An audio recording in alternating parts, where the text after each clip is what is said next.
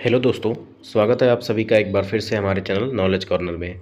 आज हम इस वीडियो में इतिहास के उन सभी प्रश्नों के बारे में बात करेंगे जो प्रीवियस ईयर एग्ज़ाम में पूछे गए हैं।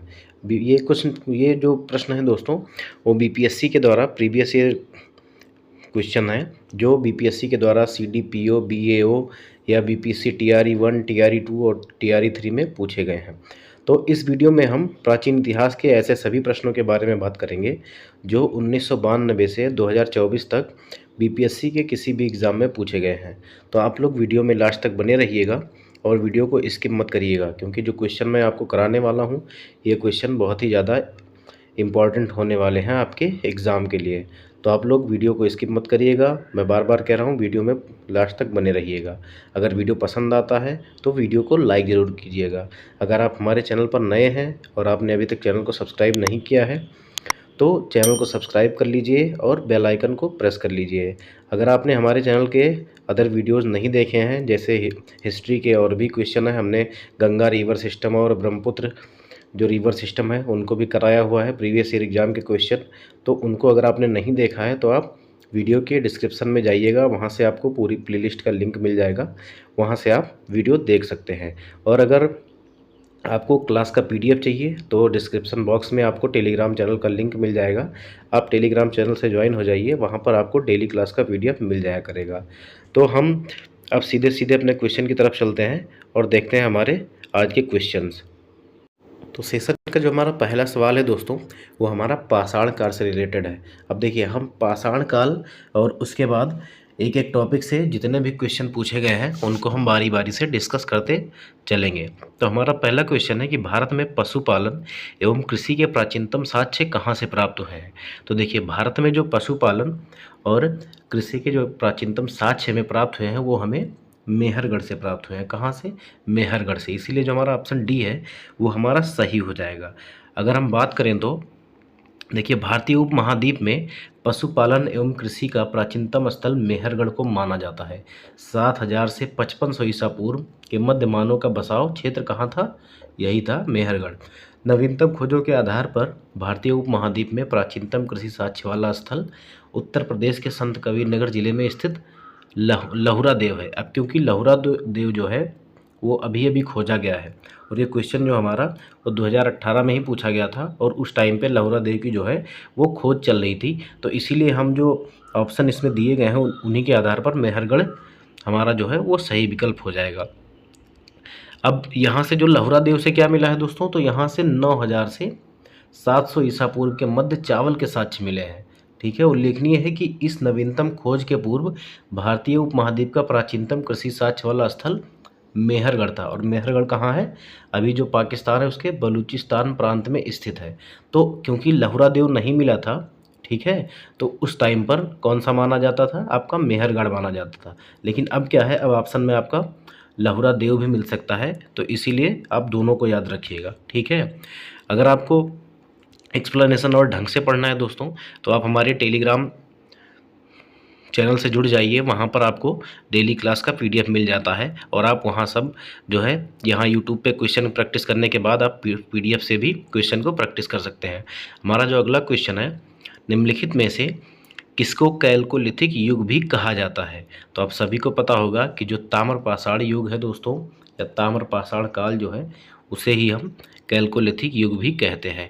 अब ये क्वेश्चन देखिए, आपका 44वीं बीपीएससी प्री 2000 में पूछा गया था। देखिए, ताम्र पाषाण युग को कैल्कोलिथिक युग भी कहा जाता है जिन संस्कृतियों में तांबे के औजार के साथ ही पत्थर के बने हुए उपकरणों का प्रचलन मिलता है उन्हें प्रायः ताम्र पाषाणिक संस्कृतियाँ कहा जाता है। हमारा अगला क्वेश्चन है कि प्रथम मानव जीवाश्म भारत की किस नदी घाटी से प्राप्त हुआ था। तो जो हमारा प्रथम मानव जीवाश्म था दोस्तों वो हमारा नर्मदा नदी घाटी से प्राप्त हुआ था, इसीलिए हमारा जो सी विकल्प है वो हमारा सही हो जाएगा।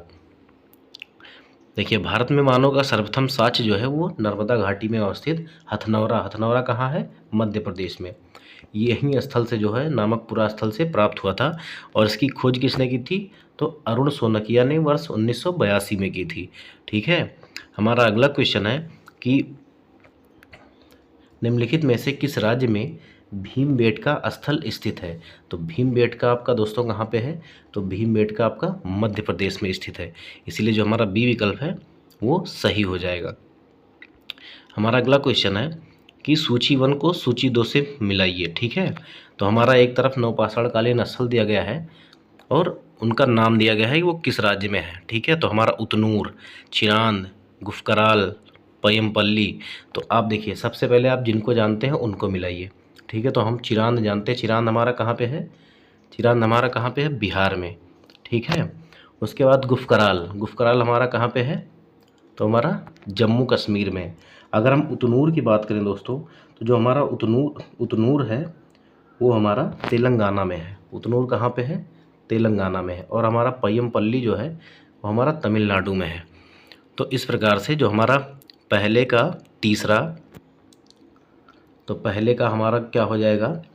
तीसरा, और दूसरे का हमारा चौथा, दूसरे का हमारा चौथा, और सी का हमारा एक, और डी का हमारा सी का हमारा दो, और डी का हमारा एक। तो 3 4 2 1। आइए देखते हैं 3 4 2 1 किस में मिलता है। तो हमारा जो सी विकल्प है दोस्तों, सी विकल्प 3 4 2 1 हमको इसमें मिलते हैं। इसीलिए हमारा जो सी विकल्प है वो सही हो जाएगा। देखिए, अगर हम बात करें तो उतनूर हमारा कहाँ पे है? तेलंगाना में है। चिरांद हमारा बिहार में है, और गुफकराल कश्मीर में है, और पय्यमपल्ली जो है वो तमिलनाडु में है। हमारा जो अगला क्वेश्चन है दोस्तों, वो भी सूची मिलाने वाला है। इसमें क्या है? ताम्रपाषाण युगीन स्थल दिए गए हैं और उनकी जो सभ्यता है वो किस नदी के किनारे थी वो आपसे पूछा गया है। तो हम सबसे पहले जो जानते हैं उनको मिला लेते हैं। तो हमारा जो कायथा था दोस्तों, कायथा हमारी कौन सी नदी पे था? तो कायथा हमारा काली सिंध नदी पे। कायथा हमारा काली सिंध। और जो हमारा आहड़ था, आहड़ हमारा बनास नदी पे। और हमारा जो स्वालदा था, स्वालदा जो था वो तापी नदी के किनारे था। और मालवा जो था वो नर्मदा नदी पर। तो अगर हम इस प्रकार से बात करें तो पहले का हमारा चौथा हो जाएगा, और कायथा का काली सिंध तो दूसरे का हमारा तीसरा हो जाएगा, और स्वालदा का ताप्ती तो सी का हमारा एक हो जाएगा, और डी का हमारा 2 हो जाएगा। तो 4 3 1 2, 4 3 1 2 हमारा सी ऑप्शन में मिलता है। इसीलिए जो हमारा विकल्प सी होगा वो हमारा सही हो जाएगा। अब ये देखिए, ये बीपीएससी असिस्टेंट 2019 में पूछा गया सवाल है दोस्तों। हमारा जो अगला सवाल है वो सिंधु घाटी सभ्यता से है। तो हमारा यहाँ पे एक टॉपिक जो है वो ख़त्म हो गया। कौन सा? पाषाण काल। तो हमारा पाषाण काल से जो अभी तक जितने भी क्वेश्चन पूछे गए थे उनको हमने देख लिया है। अब हमारा अगला टॉपिक है सैन्य सभ्यता एवं संस्कृति। तो हमारा पहला क्वेश्चन है जो कि 39वीं बीपीएससी 1994 में पूछा गया है कि सिंधु सभ्यता निम्नलिखित में से किस युग में आता है। तो देखिए, ऐतिहासिक काल या प्रागैतिहासिक काल या उत्तर ऐतिहासिक काल या आद्य ऐतिहासिक काल। तो हमारा जो आद्य ऐतिहासिक काल है दोस्तों, इसमें जो हमारा सिंधु घाटी सभ्यता आता है इसी में आता है। अब आद्य ऐतिहासिक काल क्या है? इसमें जो है वो लिखित स्रोत मिले तो हैं इस सभ्यता के बारे में। जैसे सिंधु घाटी सभ्यता के बारे में जो है लिखित स्रोत उपलब्ध हैं, लेकिन उनको अभी पढ़ा नहीं जा सका है। तो इसीलिए हम क्या कहते हैं इनको? तो इनको हम आद्य ऐतिहासिक काल कहते हैं। देखिए, ऐतिहासिक काल का निर्धारण पठनीय लेखन कला के ज्ञान के आधार पर किया जाता है। लेखन कला के ज्ञान से पहले का काल प्रागैतिहासिक कालखंड होता है। भारतीय इतिहास में 2300 बीसी से 600 बीसी का कालखंड आदि ऐतिहासिक माना गया है। सैंधव सभ्यता आदि ऐतिहासिक काल की सभ्यता है, क्योंकि यहाँ पर लेखन कला का ज्ञान तो है परंतु इसे अभी पढ़ा नहीं जा सका है। हमारा जो अगला क्वेश्चन है, सिंधु घाटी सभ्यता की सबसे महत्वपूर्ण विशेषता क्या थी? तो आप लोग बताइएगा ऑप्शन देख के। पकी ईंट से बनी इमारत, प्रथम असली मेहराब, पूजा स्थल, कला और वास्तुकला। तो हमारा जो सिंधु घाटी सभ्यता का जो महत्वपूर्ण विशेषता थी दोस्तों, हमारी पक्की ईंट तो थी ही, पक्की ईंट से बनी इमारत थी, और कला और वास्तुकला था। इसमें पूजा स्थल के कोई भी स्रोत नहीं मिले हैं और मेहराब वगैरह नहीं देखने को मिलता है। इसीलिए जो हमारा सही विकल्प हो जाएगा वो हमारा उपयुक्त में से एक से अधिक सही हो जाएगा। ठीक है। किस शहर को मिनी हड़प्पा के नाम से जाना जाता है? तो जो लोथल है दोस्तों, लोथल को मिनी हड़प्पा के नाम से जाना जाता है। और ये जो हमारा क्वेश्चन है वो बीपीएससी सीडीपीओ 2009 में पूछा गया था। देखिए, लोथल जो है प्राचीन हड़प्पा सिंधु सभ्यता के सबसे दक्षिण शहरों में एक है। इसे मिनी हड़प्पा के नाम से भी जाना जाता है। यह आधुनिक गुजरात राज्य में स्थित है। इसकी पहली खुदाई एसआर राव ने की थी। किसने की थी? एसआर राव ने। तो हमारा जो अगला सवाल है वो है कि निम्नलिखित में से कौन सा एक हड़प्पा का बंदरगाह था? तो हड़प्पा का जो बंदरगाह था दोस्तों वो हमारा लोथल था। कौन सा? लोथल। लोथल कहाँ पे है? गुजरात। अगर पूछे लोथल किस नदी के किनारे है तो भोगवा नदी के किनारे। कौन सी नदी के किनारे? तो भोगवा नदी के किनारे। ठीक है। देखिए, हड़प्पीय नगर लोथल गुजरात के अहमदाबाद जिले में भोगवा नदी के किनारे स्थित है।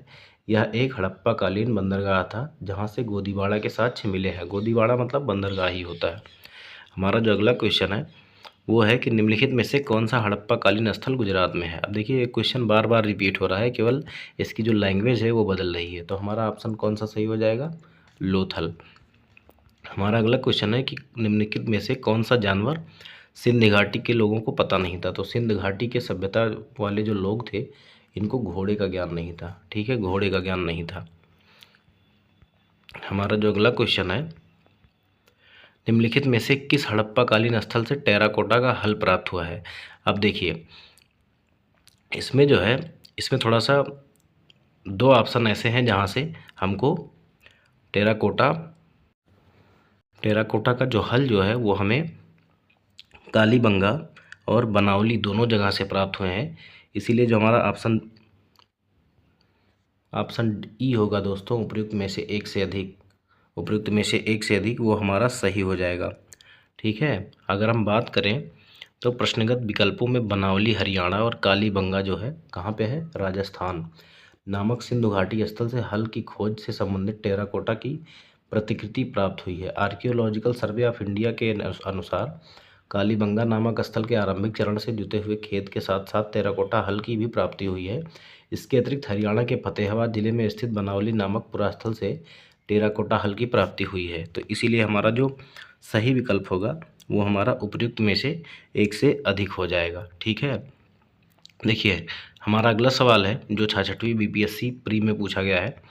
निम्नलिखित में से किस हड़प्पन नगर में जुते हुए खेत के अवशेष मिले हैं या निशान मिले हैं? तो हमने अभी थोड़ी देर पहले ही आप सभी को बताया कि जो कालीबंगा है राजस्थान में, यहाँ से जो है जुते हुए खेत के निशान मिले हैं।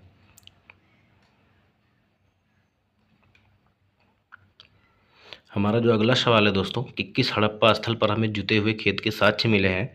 तो हमारा फिर से वही ऑप्शन सही हो जाएगा, कालीबंगा। कालीबंगा कहाँ है? राजस्थान में। अब कभी कभी कालीबंगन देता है, कभी कभी कालीबंगा देता है, तो कंफ्यूज नहीं होना है। कालीबंगा और कालीबंगन एक ही है। ठीक है। ये हमारा फिर देखिए, ये थोड़ी देर देखिए, मैंने आपको बताया कि ये देख क्वेश्चन कहाँ पे पूछा गया, तो 66वीं बीपीएससी प्री 2020 में पूछा गया। और कुछ दिनों के बाद देखिए TRE 3 में ये क्वेश्चन जुलाई 2024 में पूछा गया। तो आप लोग जो है प्रीवियस ईयर एग्ज़ाम के क्वेश्चन को हल्के में मत लीजिएगा, क्वेश्चन यहीं से बनेंगे। और आप सभी लोग वीडियो को स्किप मत करिएगा, पूरा देखिएगा और प्रीवियस ईयर क्वेश्चन की प्रैक्टिस करते रहिएगा, चाहे वह कहीं से भी मिल जाए आपको। और आपको NCERT और बिहार की SCERT तो ज़रूर से ज़रूर ही पढ़नी है। हमारा जो अगला क्वेश्चन है कि निम्नलिखित में से कौन हड़प्पा और मोहनजोदड़ो के उत्खनन से संबंधित नहीं थे? तो हमारा जो RD बनर्जी थे ये संबंधित थे, KM दीक्षित भी थे और MS वत्स भी थे, लेकिन जो VA स्मिथ थे ये हमारे हड़प्पा और मोहनजोदड़ो के उत्खनन से संबंधित नहीं थे। इसीलिए जो हमारा डी विकल्प है वो हमारा सही हो जाएगा।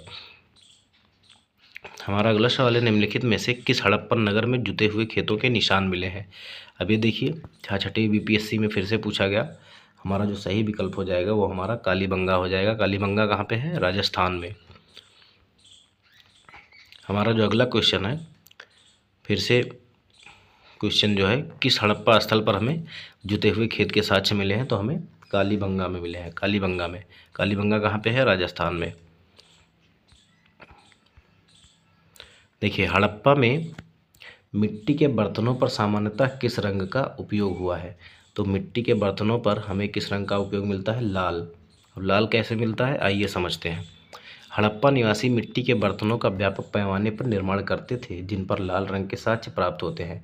प्रारंभिक हड़प्पा सभ्यता में पैर से चालित चाक का प्रयोग किया जाता था और जब थोड़ा टाइम बीत गया तो परिपक्व हड़प्पा के दौर में हाथ से चालित चाकों का प्रयोग किया जाने लगा। डिजाइन के आधार पर इन बर्तनों को दो श्रेणियों में बांटा गया था। एक तो बिना डिजाइन वाले बर्तन थे और दूसरे चित्रित मृदभांड। अब मृदभांडों को बनाने वाली मिट्टी में रेत का मिश्रण किया जाता था और इन्हें पकाने पर यह हल्के भूरे लाल रंग का रूप ग्रहण कर लेती थी। इन मृदभांडों के ऊपरी हिस्सों में लाल रंग की पुताई कर दी जाती थी तथा निचले हिस्से में काले रंग से विभिन्न प्रकार की चित्रकारी की जाती थी। हमारा जो अगला क्वेश्चन है कि IIT खड़गपुर के अध्ययन दल की रिपोर्ट के अनुसार लगातार कितने वर्षों की वर्षा न होने के कारण सिंधु घाटी सभ्यता का पतन रहा। तो जो IIT खड़गपुर और अन्य जो विद्वान हैं उनके अनुसार लगातार 900 साल जो हुई वो वर्षा नहीं हुई, इसीलिए क्या हुआ कि अकाल और सूखा पड़ गया जिससे सिंधु घाटी सभ्यता का पतन हो गया। देखिए वर्ष 2018 में IIT खड़गपुर के एक अध्ययन दल द्वारा जारी रिपोर्ट के अनुसार लगातार 900 वर्षों तक सूखा पड़ा रहने के कारण सिंधु सभ्यता का पतन हो गया और RL और स्टीन जैसे विद्वानों ने भी हड़प्पा सभ्यता के पतन हेतु जलवायु परिवर्तन को ही प्रमुख कारण माना है। अब देखिए यहाँ से हमारा अगला टॉपिक शुरू होता है वैदिक काल। अब देखिए वैदिक काल के अंतर्गत हम जितने भी वैदिक काल से क्वेश्चन BPSC के किसी भी एग्ज़ाम में पूछे गए हैं वो हम आपको कवर करवाएंगे, ठीक है। तो हमारा जो पहला क्वेश्चन है, प्रारंभिक वैदिक काल के दौरान कौन सा शहर प्राचीन मगध साम्राज्य की राजधानी के रूप में कार्य करता था। तो मगध साम्राज्य की राजधानी कौन सी थी, राजगृह या राजगीर। अब जिसको राजगीर बोलते हैं वही पहले हमारा क्या था, राजगृह था, ठीक है। देखिए प्रारंभिक वैदिक काल के दौरान राजगृह वर्तमान में कौन सा नाम हो गया है, राजगीर हो गया है, प्राचीन साम्राज्य की राजधानी के रूप में कार्य करता था। मगध का पहला शासक बृहद्रथ वंश था। बृहद्रथ का उल्लेख ऋग्वेद से प्राप्त होता है। हमारा जो अगला सवाल है कि ऋग्वेद का कौन सा मंडल पूर्णतः सोम को समर्पित है। तो हमारा जो ऋग्वेद का 9वां मंडल है दोस्तों वो सोम तथा उसके जो सोम से रिलेटेड पेय पदार्थ वाले देवताओं हैं उनको समर्पित है। देखिए ऋग्वेद में कुल 10 मंडल हैं। 9 मंडल के 114 सूक्त सोम को समर्पित हैं। सोम आर्यों का प्रमुख पेय था जिसे मुजवंत चोटी से प्राप्त किया जाता था।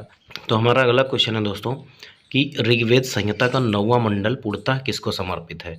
अब देखिए ये क्वेश्चन 40वीं BPSC प्री 1995 में पूछा गया है और थोड़ी देर पहले ही अभी हमने सॉल्व किया है कि जो 9वां मंडल था वो किसको समर्पित था। तो सोम और इस पेय पर नामाकृत देवता, मतलब इस पेय पदार्थ से रिलेटेड जितने भी देवता थे उनको और सोम को ये समर्पित था। हमारा अगला क्वेश्चन है कि गायत्री मंत्र किस पुस्तक में मिलता है। तो गायत्री मंत्र जो हमारा वो ऋग्वेद में मिलता है। गायत्री मंत्र हमारा ऋग्वेद में मिलता है। देखिए गायत्री मंत्र जो है वो ऋग्वेद में उल्लिखित है और इसके रचनाकार कौन है, विश्वामित्र है। ये कौन से मंडल में है, तो तीसरे मंडल में है। या किस देवता का समर्पित है, तो या सूर्य देवता को समर्पित है। ये चीज़ें याद रखिएगा। हमारा अगला क्वेश्चन है कि किस काल में अछूत की अवधारणा स्पष्ट रूप से उद्धृत हुई। तो हमारा जो धर्मशास्त्रों के समय में था वहाँ पे जो है अछूत की अवधारणा स्पष्ट रूप से उद्धृत हुई थी। अगर हम बात करें तो धर्मशास्त्रों के समय में सूत्र काल में 4 वर्णों ब्राह्मण, क्षत्रिय, वैश्य और शूद्र के अतिरिक्त समाज में अनेक जातियों यथा अम्बस्ट, उग्र, निषाद, मागध, वैदेहक, रथकार आदि का आविर्भाव हुआ। अनुलोम एवं प्रतिलोम विवाहों के फलस्वरूप इन सबका जो है आविर्भाव हुआ था। पाणिनि ने 2 प्रकार के शूद्रों का उल्लेख किया है, निर्वसित और अनिर्वसित। इनमें पहले प्रकार के शूद्र ही अस्पृश्य माने जाते थे। कौन से, निर्वसित वाले। हमारा जो अगला क्वेश्चन है कि भारतीय उपमहाद्वीप में लोहे का प्रयोग कब शुरू हुआ। तो भारतीय उपमहाद्वीप में लोहे का जो प्रयोग हुआ था दोस्तों उसमें जो है वो विद्वानों में मतभेद है। तो ये जो क्वेश्चन है वो BPSC ने वापस ले लिया था। हमारा जो अगला देखिए, अगर हम बात करें तो भारतीय उपमहाद्वीप में लोहे के प्रयोग के प्रारंभ के विषय में विद्वानों में मतभेद है। कुछ विद्वानों का मत है कि विश्व में सर्वप्रथम हिती नामक जाति ने लोहे का प्रयोग प्रारंभ किया और इसके पश्चात ही विश्व के अन्य देशों में इसका प्रचलन हुआ। जबकि थाईलैंड के बनैची नामक पुरास्थल की खुदाई से ढला हुआ लोहा प्राप्त हुआ है जिसकी तिथि क्या है, 1600 से 1200 ईसा पूर्व। उसके बाद भारत में क्या है, भारत में जो है नोह नामक स्थान पर, नोह कहाँ पे है, राजस्थान के दोआब क्षेत्र से लोहा कृष्ण लोहित मृद भांडों के साथ प्राप्त होता है, जिसकी संभावित तिथि 1400 ईसा पूर्व के लगभग है। सर्वप्रथम उत्तर वैदिक काल 1000 से 600 ईसा पूर्व के ग्रंथों में हमें इस धातु के स्पष्ट जो है प्रमाण प्राप्त होते हैं। तो इसीलिए क्या है कि ये विवादित क्वेश्चन था और इसे बीपीएससी के द्वारा वापस ले लिया गया था। तो इसीलिए हम इसका जो है वो ऑप्शन ई मानते हैं, उपयुक्त में से कोई नहीं। अब देखिए बोगज कोई का महत्व इसीलिए है क्योंकि अब देखिए यहाँ पर जो अभिलेख प्राप्त हुए थे उसमें देवी देवताओं के वर्णन मिलता है। अब ये इतना इम्पोर्टेंट क्यों है, क्योंकि ये भारत के बाहर का एक ऐसा अभिलेख है जहाँ पर क्या है, भारतीय देवी देवताओं के वर्णन का उल्लेख मिलता है। देखिए बोगज कोई जो है वो एशिया माइनर में स्थित है, एशिया माइनर में स्थित है। यहाँ पे एक ऐसा अभिलेख मिला है दोस्तों जिसमें जो आर्यों से रिलेटेड जो देवी देवता हैं, वैदिक देवी देवता, इनका उल्लेख मिलता है। जैसे रक्षा के लिए इंद्र, मित्र, वरुण और नासत्य जैसे देवताओं का उल्लेख यहाँ पर मिलता है। इसीलिए ये जो बोगज कोई जो अभिलेख है ये ज़्यादा इम्पॉर्टेंट है। अब देखिए हमारा अगला क्वेश्चन है दोस्तों कि महात्मा बुद्ध ने अपना पहला धर्मचक्र प्रवर्तन किस स्थान पर दिया था। तो धर्मचक्र प्रवर्तन किसे कहते हैं, जहाँ पर ज्ञान प्राप्ति के बाद पहली बार महात्मा बुद्ध ने अपना उपदेश दिया था। तो कहाँ दिया था, सारनाथ में दिया था। इसीलिए जो हमारा बी विकल्प है वो सही हो जाएगा। हमारा अगला क्वेश्चन है कि गौतम बुद्ध ने अपना प्रथम उपदेश कहाँ पे दिया। अब ये देखिए 65वीं बीपीएससी री एग्ज़ाम में पूछा गया सवाल है। तो गौतम बुद्ध ने अपना जो प्रथम उपदेश है वो भी कहाँ दिया था, हमने थोड़ी देर पहले पढ़ा कि सारनाथ में दिया था। इसे ही क्या बोलते हैं, धर्मचक्र प्रवर्तन बोलते हैं। हमारा जो अगला सवाल है कि बोध गया में किसे ज्ञान की प्राप्ति हुई थी। तो बोध गया में हमारे गौतम बुद्ध को जो है ज्ञान की प्राप्ति हुई थी, बोध गया में, ठीक है। इसीलिए हमारा जो बी विकल्प है वो हमारा सही हो जाएगा। हमारा अगला सवाल है कि बुद्ध के जीवन की 4 महत्वपूर्ण घटनाओं और उनसे संबंध 4 स्थानों का नीचे उल्लेख है और आप सभी को क्या है, इनको मिलाना है। जन्म कहाँ पे हुआ था, जन्म कहाँ पे हुआ था, आप सभी को पता होगा कि गौतम बुद्ध का जन्म लुम्बिनी में हुआ था। और ज्ञान प्राप्ति कहाँ हुई थी, ज्ञान प्राप्ति इनको बोध गया में हुई थी। उसके बाद इन्होंने प्रथम उपदेश कहाँ पे दिया, तो इन्होंने सारनाथ में पहला अपना उपदेश दिया। और इनका निधन कहाँ पे हुआ, तो इनका निधन जो है वो कुशीनगर में हुआ था, कुशीनगर में। तो आप आसानी से इसको मिला सकते हैं, ठीक है। हमारा जो अगला क्वेश्चन है, अजातशत्रु के शासनकाल में प्रथम बौद्ध संगीति का आयोजन किस नगर में किया गया था। तो अजातशत्रु जो था उसके शासनकाल में जो प्रथम बौद्ध संगीति हुई थी वो हमारी कहाँ पे हुई थी, राजगृह में हुई थी, जिसे आज हम क्या कहते हैं, राजगीर कहते हैं। देखिए प्रथम बौद्ध संगीति या प्रथम बौद्ध परिषद बुद्ध की मृत्यु के तत्काल बाद राजगृह या राजगीर की सप्तपर्णी गुफा में हुई थी। इस समय मगध का शासक कौन था, अजातशत्रु था। और इसकी अध्यक्षता किसने की थी, महाकश्यप ने की थी। इसमें बुद्ध के प्रमुख शिष्य आनंद और रूपाली भी उपस्थित थे, ठीक है। और इसी में क्या हुआ था कि सुत्त और विनय पिटक की रचना भी हुई थी और इन्हें 2 भागों में बांटकर अलग किया गया था। उन्हें क्या बोला जाता था, सुत्त और विनय पिटक। हमारा जो अगला क्वेश्चन है कि प्रथम बौद्ध संगीति के अध्यक्ष कौन थे। तो अभी हमने थोड़ी देर पहले ही देखा कि प्रथम बौद्ध संगीति के अध्यक्ष कौन थे, तो महाकश्यप थे। हमारा अगला सवाल है कि प्रथम बौद्ध महासभा कहाँ आयोजित हुई थी। तो हमने थोड़ी देर पहले ही क्वेश्चन सॉल्व किया कि जो राजगृह है या राजगीर, यहाँ पे जो है वो पहली बौद्ध महासभा या प्रथम बौद्ध संगीति या जो भी हम बोल पाए बौद्ध महासभा, वो हमारा यहीं पे हुआ था। इसके अध्यक्ष कौन थे, महाकश्यप थे, याद रखिएगा।